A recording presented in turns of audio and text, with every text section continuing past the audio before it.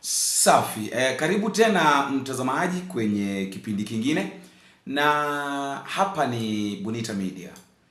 Nite Boniface Owino, na iwapo tunakutana kwa mara kwanza mtazamaji, naomba uchukue sekunde yako moja ama zako mbili ubonyeze alama subscription, ili wakati wote kuna ujumbe ambao nimeweka na kwa urahisi kwako kupata mtazamaji. Na vile vile ningependa kushukuru wale watu ambao tayari washanipa support yao, kwa sababu bila shaka bila support yako hii channel haiwezi kukua pale ambapo imefika na kwa upesi sana. Tukiingia kwenye mjadala mtazamaji, nina jambo ambalo ningependa kulizungumzia hapa kidogo tu, alafu nikuwekee video fulani hapo utazame hapo mwisho.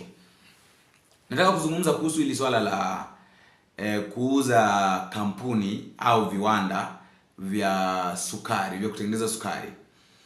Kuna kule upande wa Western kuna Mumias Sugar na kuna NZOIA.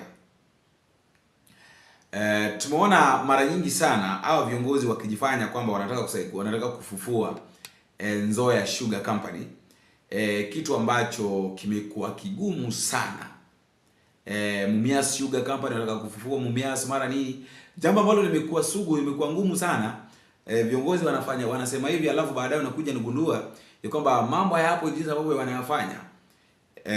Kumbe walikuwa shauza kitambo. So jana kuna viongozi Eugene Wamalwa pamoja na NATEMBEA, Kalonzo Musyoka wameenda kule Mumias Sugar. Ilikuwa Mumias ama NZOIA. Na wakati ambapo walikuwa naenda, kulikuwa na mvurugano sana.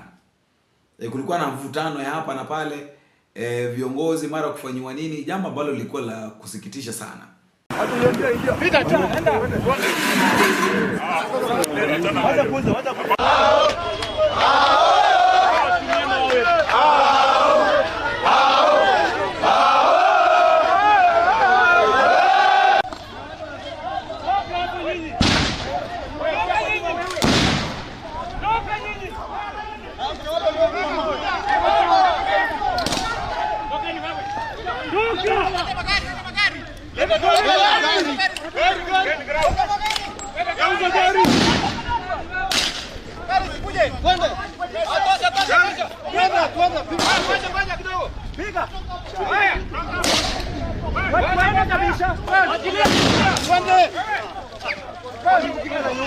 Sasa leo tuko hapa kuambia Rai, kama wewe umekaidi amri ya mahakama, if you bwana Rai, you have defied the court order, we declare you persona non grata, usikanyage hapa kwetu.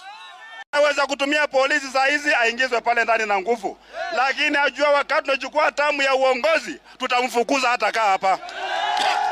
Tumeelewana watu wetu? Hatuwezi kulazimishiwa investor ambaye anakuja kuharibu mali yetu. Rai akiingia katika hiki kiwanda, kitu ya kwanza anafanya anaenda kufunga factory. Atakuwa anapeleka miwa West Kenya, hatakuwa anaziagia hapa.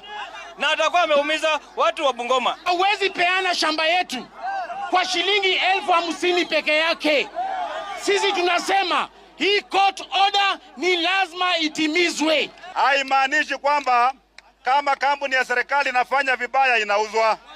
Kenya Airways haifanyi vizuri, KVDA haifanyi vizuri, mauniversity za Kenya hazifanyi vizuri. Hata serikali ya Kenya, kama kuna kitu nataka kukua list, ni serikali ya Kenya, si ndio?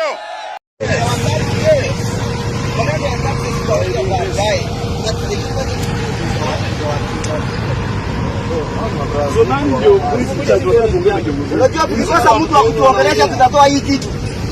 So is in charge. Unajua wewe kutaka kufunga barabara. Unajua sheria. Barabara national highway. Unajua sheria kabisa, mimi si watu kutusheria. Unajua sheria. Wanajua sheria. Ya tutatoa hii kitu. We are going to remove this thing because you cannot block us unless you give us a reason why you are not going to move. Oh my God. Nobody's talking. Afadhali shida iko wapi? Akimo bego bego.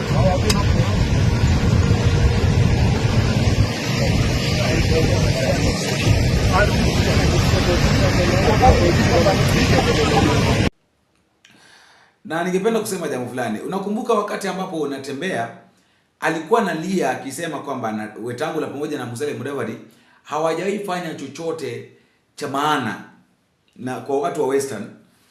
Mambo yao yanaharibika tu, ila wale wana viongozi ambao wanaweza wakatetea lakini viongozi wenyewe hawatetei. Nimeona kwa sababu unaona kuna Muhoroni, I think ni Muhoroni Sugar, viongozi wa kutoka Kisumu County, wabunge waliamua kuita a press kwa sababu walisikia fununu ya kwamba Muhoroni Sugar inaenda kuuzwa, au wakaitana mkutano haraka, wakaita press, wakatuma ujumbe kwa serikali, wakasema kwamba wasifanye makosa ya kuuza kampuni yao. Demographic outlay of residents in the county. For example, under Section 114 of the County Government Act, a development decision of this magnitude would not go anywhere without the full and satisfactory involvement of the affected counties, first preceded by public hearing in those countries. Leasing agreements like forced marriage are not considered interests of current factory workers, both temporary and permanent, and any frameworks being signed by trade unions so to the effect have neither been representative or valid. The leases entrench negative monopolies and incompetence, not least from apparent record from the alleged bids of the winning firms.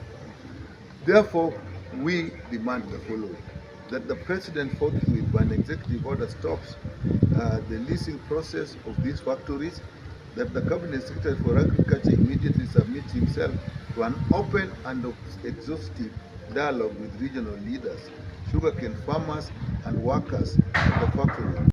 So nimekuwa nakipiga hesabu, iwapo viongozi wa Western wangefanya hili jambo mapema, basi jinsi hapo wanalia kwamba tayari walishauza kampuni na wakauza ardhi na wakauza kampuni, haingefanyika. So Professor Fred Ogolla ana jambo fulani hapa ambalo nimekuwa nimesikia kuanzia mpaka mwanzo mpaka mwisho, na ni vyema mtazamaji nawe pia nikupe nafasi ulisikie, alafu wewe pia utapeana maoni yako, kwa sababu hii ni maoni ya watu tu. Ni vyema nawe pia nisikie maoni yako, na mtazamaji, mambo itakuwa sawa. Tazama mtazamaji, alafu usikose kubonyeza alama ya subscription. Tutaona kwenye video ambayo inafuata ikiwezekana mtazamaji. Tazama. Fred Ogolla, I am a leader of Concerned Citizens Movement and also the leader of Operation Linda Jamii. I want to talk about the issue of the sugar leasing that is taking place throughout the country. And I want to call this sugar leasing to have come from what I would call the sugar handshake, because the issue of privatizing and leasing of state corporations had ended until the handshake started it, because Kenyans rejected it, and William Ruto is relying on the fact that after handshaking with Raila Odinga, he can do anything to anyone in this economy with impunity. And I start by saying in the year 1922, Devji Mohinda family purchased the Miwani enterprise and established a commercial mill that turned the most successful milling plant in the country. By 1946, Miwani was producing 20,000 tons of sugar from its 15,000 acres. It employed 4,200 people, making it one of the biggest in the region. In the year 2001, the company went under for good. The same individuals that saw Miwani sink are the ones that are now have set up Kibos Sugar. So to understand the history of this leasing, you have to understand that they brought down Miwani so that they can have Kibos Sugar, and then now Kibos Sugar is now being leased to other sugar companies. So shockingly, the Kibos Sugar owners have now been handed over the management of Chemelil Sugar Company. The community is now up in arms, fearing the worst will happen to them. Chemelil Sugar has 3 schools: Factory Primary School, Chemelil Sugar School, and Chemelil Sugar Academy, all serving the community in the sugar belt. These, alongside other CSR now, face serious threat of closure, with Kibos Sugar taking over the management of Chemelil Sugar. Competition is a key component in business that enables efficiency. During the public participation exercise, the stakeholders agreed and demanded that the leasing of the two sugar companies, that is Chemelil and Muhoroni sugar companies, be given to other investors other than the neighboring Kibos and the West Valley sugar companies. Shockingly, West Valley was handed Muhoroni as Kibos, taking over Chemelil. The broad-based government between Raila Odinga and William Ruto is seen as a leasing process. You can see this broad-based government in this leasing process. That's why I told you that the sugar leasing is a product of the broad-based government. It's a product of the handshake between Raila Odinga and William Ruto. And Raila Odinga is doing it at the expense of his very strong background, which is where the sugar bill comes from. The sugar bill has stood Raila to the last man in all his elections 5 times. But now it is a time to betray them. Ruto has interest in West Valley ownership, as Raila Odinga has interest in Kibos. The leasing term has been used by the two to get an opportunity to grab the vital public entity. I can say that because the sugar companies in Kenya crush an average of 16 tons of sugarcane to produce 1 ton of sugar. And it is not viable in current setup because the machines and the equipment are too inefficient. And secondly, the pre and post-harvest handling of sugarcane in Kenya is a problem.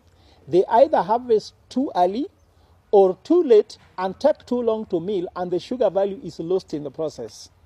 Even you can still until now you can still see Mumia Sugar Company still having sugar products on the shelves, yet they stopped producing more than 3 years ago. Meaning that somebody is taking advantage. And comparing the 16 tons of sugar cane we crush to produce 1 ton of sugar, Brazil crushes 6 tons of sugar cane to produce 1 ton of sugar, which means that Brazilian sugar will be efficient or more cheaper on the shelf when they arrive in Kenya, after paying duty and transport all the way from Brazil. China, the same. And the same thing as the sugar coming from India. Therefore, Kenyans have decided, and the Kenyan government has decided to make the sugar industry so inefficient to turn Kenyans to be consumers, not producers of sugar. We are a market because they make money in deals. Every sugar cane we import, they make money per kg, they make money per ton. And they can make that money easily than to empower farmers. That's why the Kenya Bureau of Statistics are showing that the agricultural sector is shrinking, even if they are saying they are promoting agriculture. And when the agricultural sector is shrinking, is a worry because agriculture employs 75% of the employees of Kenya are employed in the agricultural sector. So let me say that the two Aindis that run Kibos, that is Raju and Bire, and both are the ones who are acting for both Raila and Ruto. So Raju and Bire are Raila's representative. Raju is Raila's very close ally, while Bire has always been Ruto's very close person. Ruto even attended Raju's wife's wedding. So these are business partners given another name as the leasee. When Kisumu governor first released the statement opposing the process, the ownership of those questionable characters coming were the issues. It was shrouded in secrecy and hurriedly, without taking into consideration the public views of bringing in a new competitor to both Kibos and West Valley. The biggest haste in all this is the land question and land ownership of the nucleus estate of the said sugar companies. Chemelil has 22,000 hectares, while Muhoroni has 23,000 hectares. These parcels of land are the biggest targets.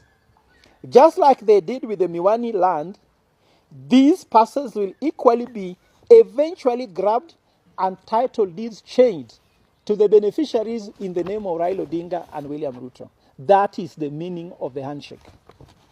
So as the Luo Nyanza and the Western Circuit say they are in government, these people are grabbing their land. Let them continue celebrating being in government as their land goes. We have neo-colonialism, where you keep praying the Bible, land is gone. Now you continue praising what is the so-called Brosbet government while your land goes. There is a massive loss of jobs looming, with the new owners targeting to lay off more than half of the existing employees. Some of these people have worked for the companies for more than 20 years, and coming to sack a workforce more than 3,000 employees by the millers is a massive disaster to both the economies of the country and a disservice to the surrounding population. Busia Sugar is taking over Sony Sugar as a Butali Sugar takes over NZOIA Sugar. The best paying sugar company is Transmara Sugar, that is now managed by Wahindis. Curiously, it is the only sugar company the government kept off in this leasing process, because the Wahindis are the one in charge. We all know how Wahindis misbehave with the workforce with the longer working hours against very low salary payments. A government is supposed to serve the people and create more jobs, and not to make people lose their jobs and earn less. What Ruto administration has done is to create loss of jobs in thousands, with the serious poverty looming around the entire western region, which is a sugar belt. And I want to say like this: Kenyan cannot survive when we become more consumer economy. We must become more a productive economy. The sugar belt offers this opportunity. As sugar is a rich man's crop in the Western world, like Brazil, like in India, American economy was made by the sugar manufacturing and sugar production. That's why slaves were coming from Africa to go and work in the sugar belt in the US. That's what made the American economy. While for us here, sugar is about handkerchief and tears. Sugar has become a poor man's crop, while it is a rich man's crop elsewhere. These people do not know how to manage the economy. We should produce more sugar so that you can export more sugar, so that Kenya shilling can be in high demand by the people wishing to buy Kenyan sugar and sugarcane. If that is the case, the Kenyan shilling will be stronger, the economy will boom, our debt will go down, interest rates will go down, exchange rates will go down, inflation will go down. But what is happening in Kenya? Inflation is going up, unemployment is going up, interest rates is going up, exchange is going up, while land and our sugar companies are going to the hands of the people who are powerful and mighty. Raila Odinga, we love you. But when you discovered that wewe si mtetezi wa wanyonge, unajitetea wewe, tumbo yako na familia yako. We love our country, we don't hate you. And you cannot handshake the enemy of the Kenyan economy called William Ruto and betray the people who have stood with you over the ages. As a young man, I'm advising you, withdraw the handshake for the sake of the sugar industry. Long live Kenya, long live the sugar industry. Thank you.